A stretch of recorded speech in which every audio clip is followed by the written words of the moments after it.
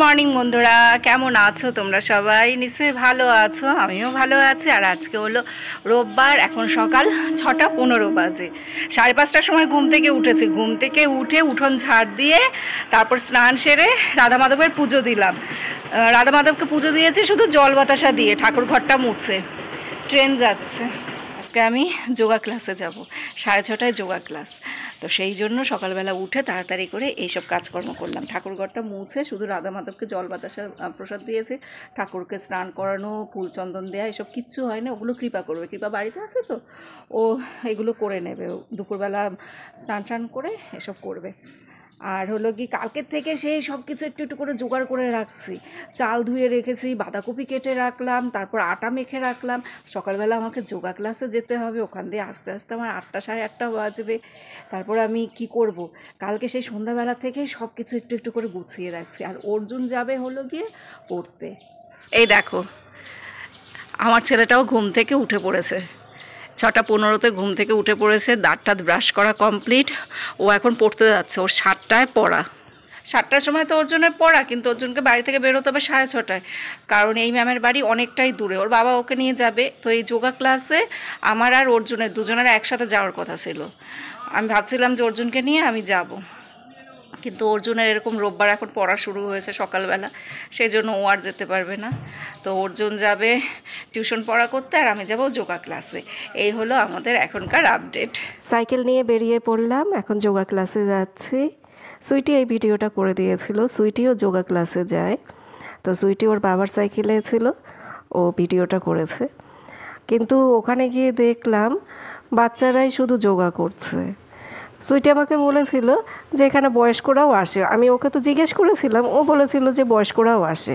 কিন্তু আমি গিয়ে দেখি ওখানে বেশিরভাগ সব বাচ্চারা, বয়স্ক কাউকে খুঁজেই পেলাম না। এবার সেটা দেখে তো আমি একটু হতভম্ব হয়ে গেলাম। কি করব বুঝতে পারছিলাম না। এই বাচ্চাদের সাথে এখন আমি যোগা করব? কোনো কিছু শেখার জন্য যেমন বয়সের কোনো মাপকাঠি হয় না, সেরকম আবার যে কোনো বয়সের কারো থেকে কিছু না কিছু শেখা যায়। আর আমি তো এসব দিক দিয়ে খুবই পজিটিভ একজন মানুষ। আমি যদি এখান থেকে চলে যেতাম, আমি যদি ভাবতাম যে না, ছোটদের সাথে আমি যোগা করব না, তাহলে নিজেকে একজন নেগেটিভ মাইন্ডের মানুষ মনে হতো। আর এই যোগা ক্লাসটা না আমাদের বাড়ির সামনেই। আর তাছাড়া এখানে সেরকম পয়সা পাতি নেওয়া হয় না, সপ্তাহে একদিন ক্লাস করানো হয়। 8:05 বাজে, আমাদের যোগা কমপ্লিট। পরে তোমাদের সাথে গল্প করব। এই জায়গাটা বেশ সুন্দর। পিছনে দেখো একটা পুকুর আছে, কিন্তু এখন দেখার সময় নেই। আমাকে বাড়িতে গিয়ে কত কাজ করতে হবে বলো তো। তুই আমাকে নিয়ে চালাবি?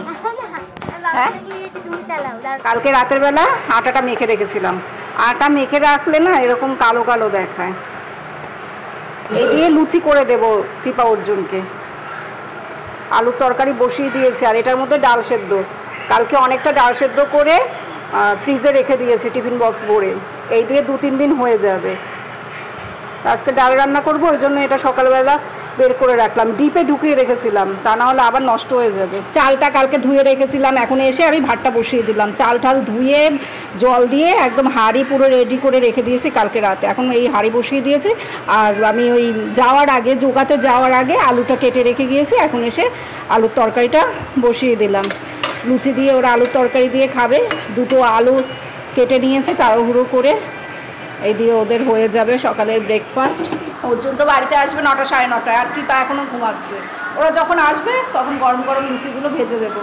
তো তারপর কালকে বাঁধাকপি কেটে রেখেছিলাম। কত কাজ করেছি কালকে। একটুখানি এই সকালবেলা যোগা করতে যাব, তাই এই বাড়িঘর পরিষ্কারের কাজকর্মগুলো হয়নি। সকালের দিকে তো আমি বাড়িঘর পরিষ্কার করে থাকি। আজকে ভাবছিলাম এই ঘরের এই খাটের নিচটা পরিষ্কার করবো। কি বাঁধাকপি বক্সের মধ্যে রেখে দিয়েছো? এই ঘরে খাটের নিচটা পরিষ্কার করব। উপরের ঘরের 2টো খাটের নিচ পরিষ্কার করলাম কবে জানি, পরশু না জানি তার আগের দিন করলাম। পরশু করিনি, তার আগের দিন করেছি। আজকে এটা করার কথা ছিল, তো এখন তার হবে না। আজকে অল্প কিছু রান্না করব, সেরকম কিছু রান্না করব না। ডাল আর বাঁধাকপি ঝটপট করে রান্নাটা সেরে তারপর বাথরুম পরিষ্কার করতে হবে। বাড়িতে থাকলে তো এগুলো সকাল সকাল হয়ে যেত। বাথরুম পরিষ্কার করবো, বাথরুম পরিষ্কার করে মাথায় শ্যাম্পু করতে হবে। দেখো চুলের কী অবস্থা। কালকে তেল দিয়েছিলাম মাথায়। আমার জন্য এখন আমি স্মুদি বানাবো। একটুখানি টক দই নিয়েছি। দই দুধ খেতে ভালো লাগে না, তো ওই জন্য অল্প একটু টক দই নিয়েছি। আর এই চিয়া সিড, ফ্লেক্স সিড, যত রকমের সিড রয়েছে এগুলো সব ভিজিয়ে রেখেছিলাম। এটা দেব এর মধ্যে। জলটা বেশি হয়ে গেছে, চামচ দিয়ে এটা পরে দিচ্ছি, চামচটা হাতের কাছে নেই। আর এখানে রয়েছে আমন্ড, খেজুর, হ্যাঁ আমন্ড, খেজুর আর 2-3টে মনে হয় কাজু বাদাম রয়েছে।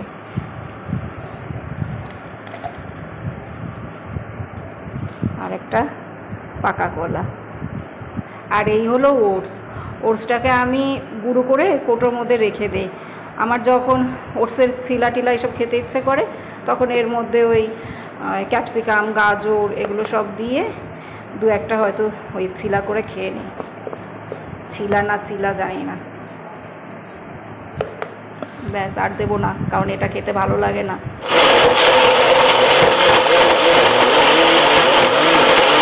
শরীরকে সুস্থ রাখার জন্য সব রকমের অখাদ্য জিনিসগুলো খেতে হয়। যেসব খাবার খেতে মুখে স্বাদ লাগে সেসব খেলে তুমি মোটা হয়ে যাবে, তোমাকে রোগে ধরবে। আর এরকম অখাদ্য জিনিসগুলো যদি খাও তাহলে শরীর ফিট থাকবে। তো আজকে যে যোগা করে এসেছে এটা খাচ্ছি তা কিন্তু না, আমার হাতের কাছে সমস্ত কিছু ছিল তো ওই জন্যই স্মুদিটা বানিয়ে খাচ্ছি। আজকে থেকে আমার যোগা ক্লাসের হাতেখড়ি হলো। এর আগে আমি আর কখনো যোগা ক্লাস অ্যাটেন্ড করিনি, তবে জিমে একবার ভর্তি হয়েছিলাম, সেটা বহু বছর আগে। এখানে তো সেরকম একটা পয়সাপাতি নেওয়া হয় না, আর সপ্তাহে একদিন ক্লাস। তো প্র্যাকটিস করতে করতে যদি আমি যোগাটাকে আমার অভ্যেসে আনতে পারি তাহলে আমি অন্য কোনো একটা ভালো যোগা সেন্টারে ভর্তি হয়ে যাব, যেখানে আর কি বেশি পয়সাপাতি নেয়, সপ্তাহে 3-4 দিন করায়, সেসব জায়গায় ভর্তি হয়ে যাব।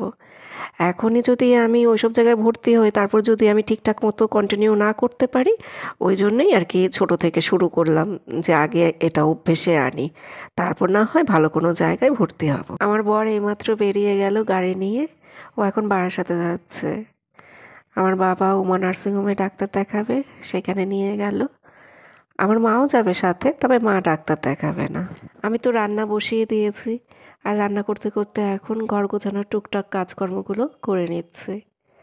আর এই চাল কুমড়োটা আমাকে পাশের বাড়ি থেকে দিয়েছিল, এই যে পাশের দোকানদার দাদা সে দিয়েছিল, তার বাড়ির ছাদে নাকি প্রচুর চাল কুমড়ো হয়েছে, তো আমাকে 2 দিন আগে বড় একটা সেই চাল কুমড়ো দিয়েছিল।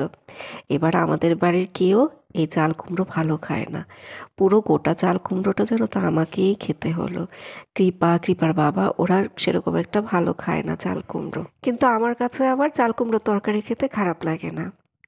তো পাশের দোকানদার দাদা বলল এই চাল কুমড়ো নাকি ভাজা করে খাওয়া যায়, শুধু নুন হলুদ দিয়ে পাতলা পাতলা করে কেটে আমাকে ভাজতে বলল, তো আজকে সেটাই করব। সুইটির জন্য একটু লুচি তরকারি দিয়ে আসছি, তো তরকারি তো একটু কম হয়েছে, 2টো আলু দিয়ে তরকারি করেছি, ওই জন্য তরকারি অল্পই দিলাম। যা বাবা একটু দিয়ে আইরে বাবা। কী রে, নে ধর বাবা, দিয়ে আসো শোনা। চাল কুমড়োটা নুন হলুদ আর একটু আটা দিয়ে মেখে নিলাম, ময়দা ঘরে নেই তো ওই জন্য আটাই দিলাম। দেখি কেমন হয়, আমি এভাবে কোনো দিন এই চাল কুমড়ো ভাজিনি। হ্যাঁ, আজকে ভেজে দেখি কীরকম হয়। রান্না হয়ে গেছে, বাঁধাকপির তরকারি, চাল কুমড়ো ভাজা, টমেটো দিয়ে মুগ ডাল। চাল কুমড়ো ভাজাগুলো দেখে আমার পছন্দ হয়নি, এগুলো মনে হয় আর একটু ভারী করে কাটতে হতো, কারণ এর মধ্যে বেসন ফেসন দেওয়া হয়নি। তো যদি বেগুনের মতো ভাজতাম তাহলে ঠিক ছিল, কিন্তু বেগুনের মতো ভাজিনি, তো বেশি পাতলা হয়ে গেছে। দেখো, এ দেখে আমার পছন্দ হয়নি। কাটার পরে আমার মাথায় বুদ্ধি আসলো যে এগুলো যদি আর একটু ভারী করে কাটতাম। আমি তো ওইভাবে কোনো দিন করিনি, তাই আর আমি ওই রকম করে কাটলাম না। এরকম পাতলা পাতলা করে বেসনের গোলার মধ্যে ডুবিয়ে ভাজা করেছি, ভিতরে সর্ষে পোস্ত দিয়ে, বুঝেছো? সেইভাবে আমি অনেকবার করেছি। উদয়দাকে দিয়ে আসি, উনি বারবার করে বলেছে এইভাবে ভেজে খেয়ে দেখবেন, হেভি লাগে, দারুণ লাগে খেতে। বর্দা এসেছিল এইমাত্র, তো বর্দার সাথে আবার কিছুক্ষণ কথা টথা বললাম, লুচি বাঁধাকপি খেতে দিলাম বর্দাকে।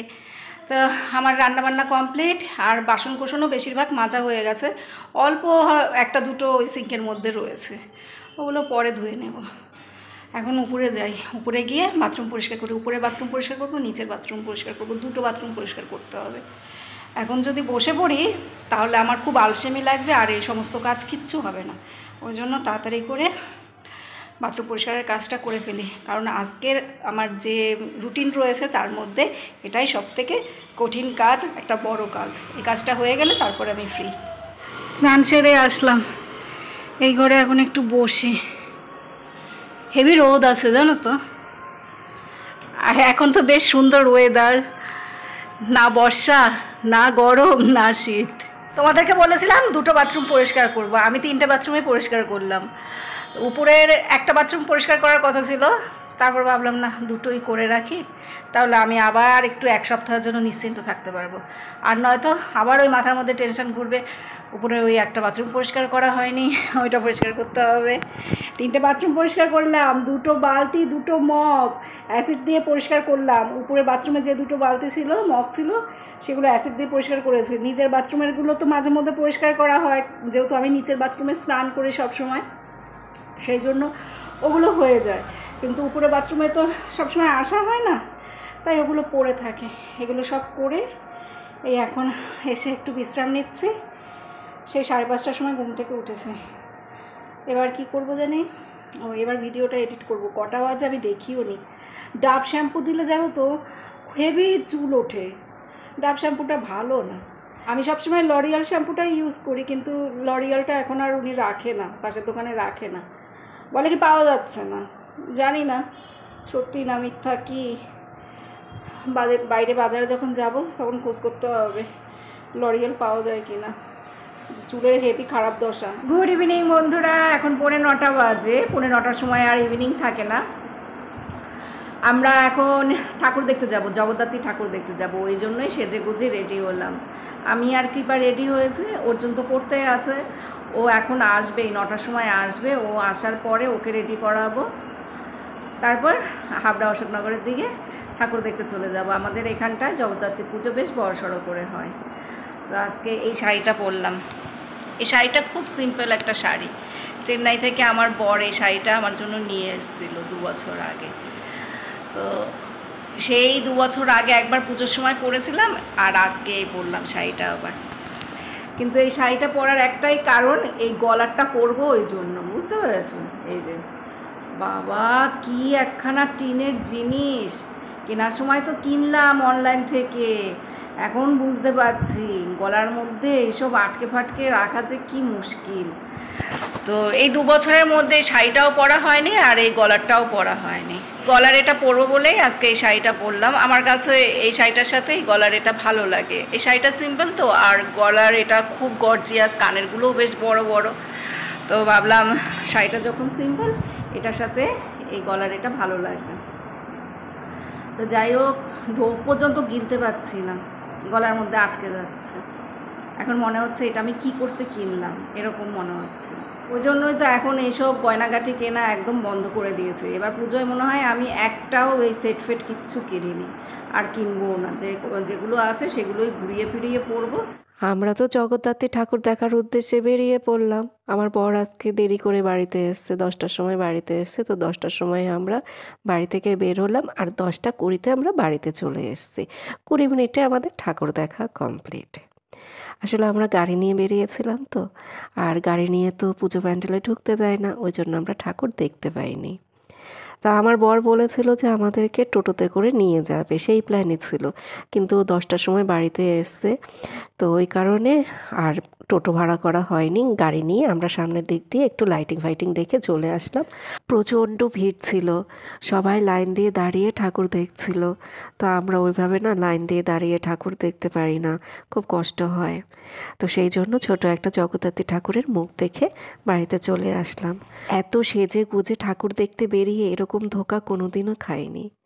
কত সাজগোজ করলাম, কিন্তু বাইরে ছিলাম মাত্র 20 মিনিট। যাই হোক, বাড়িতে এসে এবার আমি খিচুড়ি খাচ্ছি। এই খিচুড়ি প্রসাদটা ছর্দি পাঠিয়েছে। ছর্দির বাড়িতে আজকে হরিসভা ছিল, আমার বর 10টা অবধি সেখানেই ছিল। তো খিচুড়ি প্রসাদ দেখে তার উপরে আমি হামলে পড়লাম। কেমন ফিনাল ফিনাল গন্ধ, এই টিস্যুটা থেকে না কেমন ফিনাল ফিনাল গন্ধ আসছে।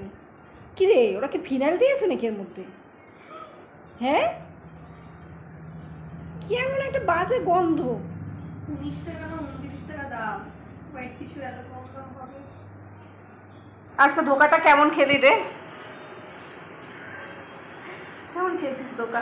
তোদের তো পুজো দেখার কোনো ইচ্ছাই নেই। আমার ছিল হ্যাঁ, তুই তো যেতেই যাসনি। আমি এখন শুয়ে পড়ি, তোকে তো বাড়িতেই থাকতে বলছিলাম।